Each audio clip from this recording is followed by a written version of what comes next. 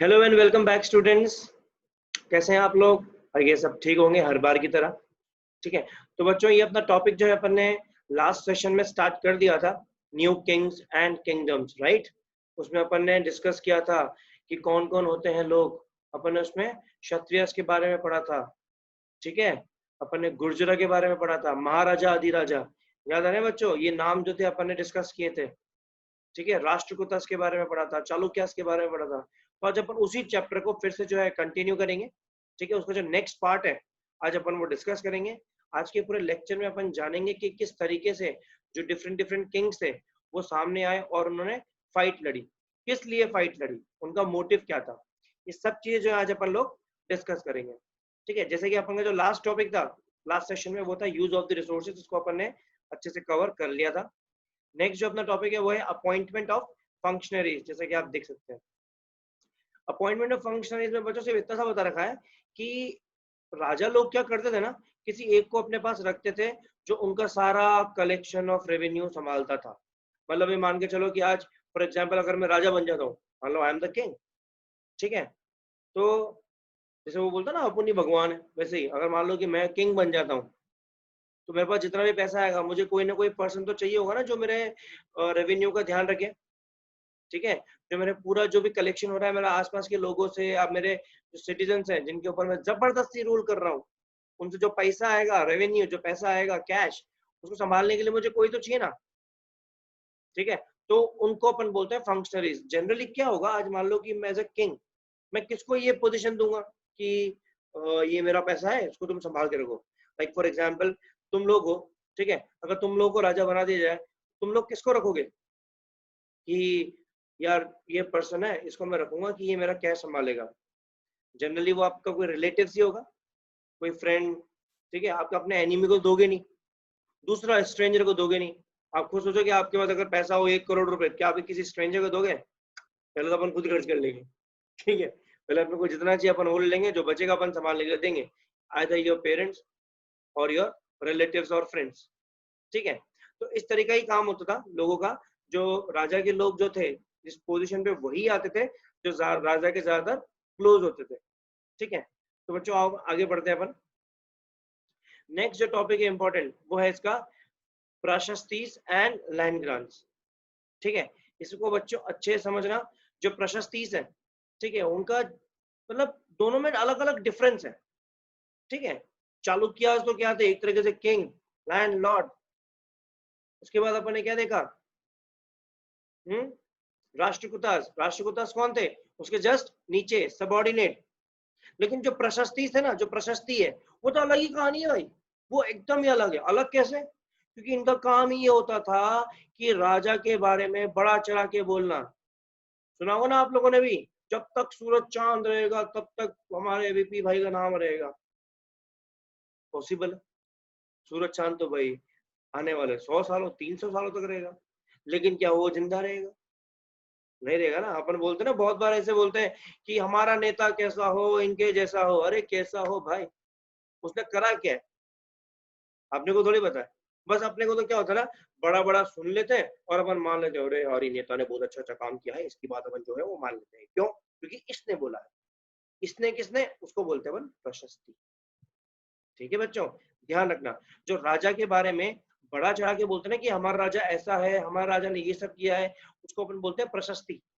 उसका काम ही ये होता है कि लोगों के सामने बताना है कि जो हमारा राजा है ना वो एकदम विक्टोरियस है, फियरलेस है, वो शेर से लड़ जाएगा, शेर को हरा देगा। एक बार भेजना, एक बार भाई को जू में तो भेजो। ठीक है, तो प्रशस्ति का काम ही होता था। जरूरी नहीं है उसकी बातों को सीरियसली लिया जाए, और सच भी नहीं होती, जरूरी नहीं है ना। विनेवर नो। लेकिन क्या पता राजा ने वाकई शेर को हराया भी हो, बट क्या पता राजा चूहे से भाग भी गया हो। ठीक है, तो possibilities are there. Again next जो इसका टॉपिक है वो है लैंड ग्रांट्स। लैंड ग्रांट का सिंपल सा मतलब है, ग्रांट क्या होता है, अपन किसी को परमिशन देते हैं। लैंड क्या हो गया? जमीन। सिंपल सा मीनिंग निकला इसका। क्या निकला? कि अपन ने जमीन जो है वो ग्रांट कर दी, वो किसी को दे दी। अब किसी को कौन है यहाँ पे इंपॉर्टेंट पर्सनैलिटी? वो है ब्राह्मण्स। जो ब्राह्मणास थे ना, उनको एक तरीके से रिवॉर्ड मिलता था। अगर वो कुछ भी काम करते थे अच्छा तो उनको रिवॉर्ड मिलता था, और रिवॉर्ड के तौर पर उनको क्या मिलती थी? जमीन, लैंड। फिर वो लैंडलॉर्ड बनते थे।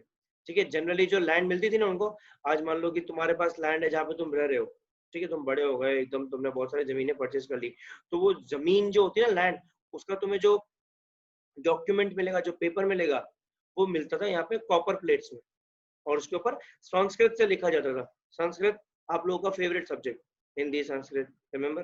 तो उस संस्कृत लैंग्वेज से लिखा जाता था कॉपर प्लेट्स के ऊपर कि हाँ ये जो जमीन है ये इस पर्सन की है, ठीक। और जनरली ये ब्राह्मण्स को मिलती थी, ठीक है। अब क्या होने लगा, 12th सेंचुरी के आसपास हमेशा जो है जो राजास थे वो कश्मीर पे रूल करना चाहते थे। तो वहां पर क्या हुआ, ब्राह्मण्स ने जिस तरीके से कश्मीर के ऊपर रूल करना स्टार्ट किया और अपनी अलग ही कहानी बना दी, ठीक है। उस कहानी को लिखने के लिए उसने हायर किया कल्हाना को, जिसने पूरी की पूरी कहानी को कंपोज किया, पूरी पोएट्री को कंपोज किया। लैंग्वेज जो यूज करी गई वो यूज करी गई संस्कृत, उसमें हर तरह की चीजें जो है वो डाली गई। आज भी जो बुक कल्हाना ने बनाई थी वो आज भी अपनी हिस्ट्री में जो है बहुत इंपॉर्टेंट रखती है, और वो बहुत जगहों पे काम भी आती है। और हर बार की तरह ये फायदा कौन उठाएगा, प्रशस्ति। अरे हमारे राजा ने तो किताब लिखी, हमारे राजा का नाम किताब में है, बहुत सारों का है, आपके अकेले का थोड़ी है, ठीक है बच्चों। ये सब प्रशस्ति के बारे में और लैंड ग्रांट्स के बारे में।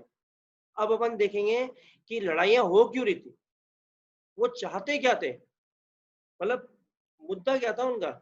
वॉर फॉर वेल्थ, वो चाहते थे अपनी वेल्थ को बढ़ाना, अपने राज्य को बढ़ाना, अपने कंट्रोल को बढ़ाना, अपनी पावर्स को बढ़ाना, अपने पैसों को बढ़ाना। ये सब चीजें वो चाहते थे कि सब उनसे डर के रहे। लेकिन अलग अलग जो डायनेस्टीज थे, अलग अलग जो रूलर्स थे, अलग अलग जो किंग्स थे, सबका अलग अलग मेथड था, सबका अलग अलग मेथड था। कोई चाहता था कि मैं इसको मार दूं, कोई बोलता था कि नहीं मैं इसको सपोर्ट करूं।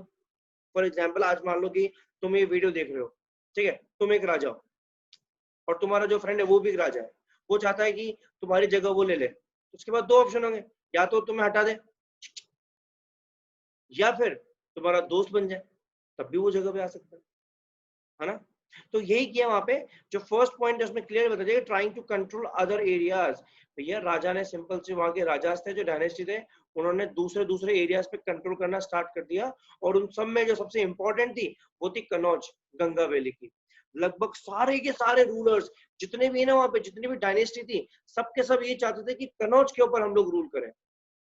कनौज बहुत एक हॉट टॉपिक बना हुआ था उस टाइम पे, हॉटस्पॉट था, ठीक है। लेकिन सिर्फ राजा की जगह पे या राजा को मारने से थोड़ी कुछ होगा। इम्पैक्ट कब पड़ा, जब राजा की बनाई हुई चीजों पर इम्पैक्ट पड़ेगा। सब बच्चों, आप बच्चों ने देखी पिक्चर सबने, बाहुबली, है ना, बाहुबली पार्ट 2, जिसमें जो अपना बल्लाल देव था, वो कितनी बड़ी मूर्ति बनाता ना, एकदम सोने की, इतनी महंगी महंगी। तो उस टाइम पे ऐसा होता था बच्चों, जो राजा महाराजा होते थे ना, वो टेम्पल्स, खुद की मूर्ति में बहुत पैसा खर्च करते थे, बहुत ज्यादा पैसा खर्च करते थे। ये सब फैक्ट है। तो इन्होंने क्या कर दिया, रूलर्स ने कनौज को अपनाने के लिए जो उनके बनाए हुए टेम्पल्स थे, जो बहुत ज्यादा महंगे थे, एक्सट्रीमली रिच थे, उन सबको तोड़ना स्टार्ट कर दिया, उन सब पे लड़ना स्टार्ट कर दिया, ठीक है। उनके पास यही अलग अलग डिफरेंट तरीके थे, या तो उसके राजा को हरा दे या फिर उसकी बनाई हुई चीजों को तोड़ दे, ऐसा करना स्टार्ट हुआ, है ना। लेकिन क्या हुआ, वहां पे ट्राई पार्टी स्ट्रगल बन गया। ट्राई पार्टी का मतलब होता है जब 3 जने मिलके एक साथ फाइट करते हैं। ट्राई पार्टी जो देख रहे हो ना आप लोग, स्ट्रगल, उसका सिंपल सा मतलब है कि जब स्ट्रगल जो है, जो फाइट जो है, जो लड़ाई जो है, जो वॉर जो है, 3 जने कर रहे हैं एक साथ, ठीक है। थ्री थ्री में पहला कौन सा हो गया, गुर्जर प्रतिहारा, ठीक है, ये अपने देखा स्टार्टिंग में। दूसरा कौन हो गया, राष्ट्रकूटास, जो चालुक्य के जस्ट नीचे थे, लेकिन वो अपना खुद का डोमिनेंस दिखाने के लिए उनके राइट्स, उन्हें उनके जो ऑर्डर्स थे वो मानना बंद कर दिए थे। और तीसरा कौन हो गए, पाला डायनेस्टी के राजा। तो जब 3 जने मिलके एक पर्टिकुलर टारगेट के ऊपर लड़ाई करते हैं, वॉर करते हैं, उसको बोलते हैं ट्राइपार्टेट स्ट्रगल, ठीक है। और इन तीनों का टारगेट क्या था, अगेन कनौज, गंगा वैली, ठीक है। आया बच्चों समझ में।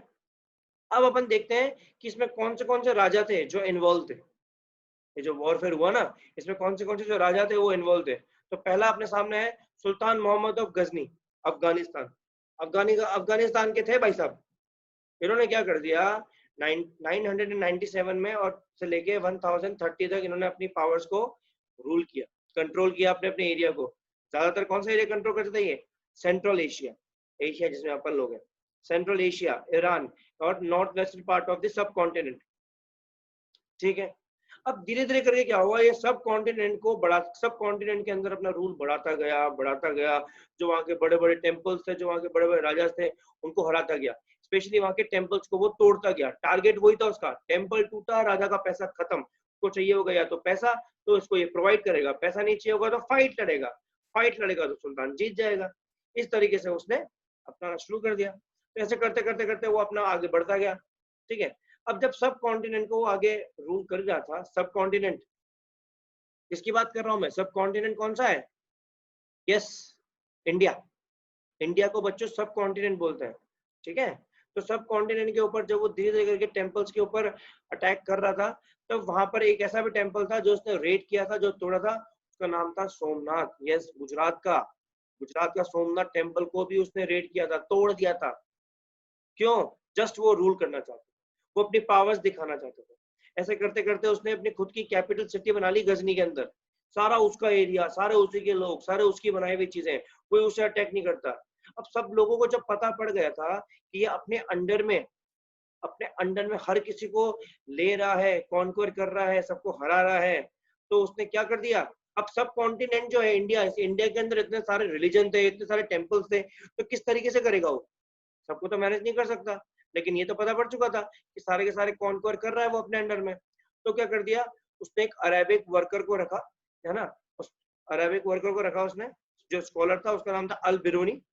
ठीक है, अल बिरूनी को रखा। उसने बोला कि इस सब कॉन्टिनेंट के अंदर जितने भी अपन ने चीजों को कॉन्क्वर किया है, जितने भी प्लेसेस को अपन ने कॉन्क्वर किया है, टेम्पल्स को अपन ने कॉन्क्वर किया है, उसके बारे में आप अकाउंट बनाओ और लिखो, सब लिखो, सोमनाथ, गुजरात, और भी जो टेम्पल्स है लिखते जाओ, लिखते जाओ, लिखते जाओ। ऐसे करके उसका सिंपल सा काम हो गया। और ऐसे करते करते उसने खुद की एक बुक बना दी काम की, सुल्तान के बारे में। इसका बुक का नाम क्या था? किताब अल हिंद, किताब अल हिंद। ठीक है, उस बुक के अंदर सारी की सारी यही चीजें लिखी हुई थी कि सुल्तान ने किस तरीके से चीजों को कॉन्क्वर किया अपने सब कॉन्टिनेंट में। और ये जो बुक है, ये आज भी एक इंपॉर्टेंट सोर्स है सुल्तान के बारे में जानने का। ठीक है, तो ये सुल्तान की कहानी थी, किस तरीके से उसने रूल किया और किस तरीके से उसने अपनी अकाउंट बनाई। बच्चों एक और अपन राजा के बारे में पढ़ लेते हैं आज। ठीक है, दूसरा है चाहमनास। चाहमनास बेसिकली चौहान को कहा जाता है। ठीक है, मतलब आज के चौहान है, पहले उनको चाहमनास कहा जाता था। उन्होंने जनरली क्या किया, दिल्ली एंड अजमेर पे रूल करना स्टार्ट किया था, और वो वहीं पे रूल करना स्टार्ट करते थे। ठीक है, उनका शुरू से जो है चालुक्य जो थे, उनके साथ में अनबन थी, वो मानते नहीं थे। उनको लगता था कि नहीं, हम चालुक्य से क्यों माने। ठीक है, तो इसलिए वो हमेशा उसको अगेंस्ट में थे, अपोज करते थे। अब चालुक्य भी कौन से वाले हैं? पूरे इंडिया के तो होंगे नहीं, हर एक राज्य का, हर एक जगह का अलग अलग क्या होगा, चालुक्य होगा, राजा होगा, लैंडलॉर्ड होगा। तो वो किससे वो नाराज होते थे हमेशा? गुजरात के चालुक्य से। हाँ, अपने आपनो गुजरात। ठीक है, गुजरात के चालुक्य से वो हमेशा नाराज रहते थे, अपोज रहते थे, अगेंस्ट में रहते थे। ठीक है, और साथ साथ में जो वेस्टर्न उत्तर प्रदेश के जो गाहवाला से, ठीक है, उनके भी वो अगेंस्ट में रहते थे, उनसे भी वो हमेशा नाराज ही चलते थे। तो ऐसे करते करते उन्होंने क्या कर दिया, अपनी टेरिटरी को एक्सपैंड कर दिया वेस्ट की तरफ, और ईस्ट की तरफ ये जो थे, इनसे बात ही नहीं करते थे, और अल्टीमेट ये अपना जो एरिया है वो एक्सपैंड करना स्टार्ट कर दिए थे।